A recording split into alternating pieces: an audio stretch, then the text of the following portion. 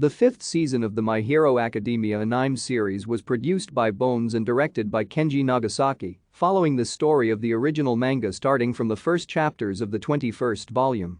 The fifth season premiered on March 27, 2021, on IT and NTV. Funimation, Crunchyroll, and Hulu are streaming the series outside of Asia as it airs, and an English dub from Funimation will premiere later. Medialink licensed the series in Southeast Asia and South Asia and is streaming the series on Netflix, Viu, Bilibili, WET, Iflix, and other regional streaming services. Two pieces of theme music are used for this season. The opening theme is No. 1 by Dish, while the ending theme is Ashiato by the Peggies. Thank you for watching. Like and subscribe if you would like to view more of our videos. Have a nice day.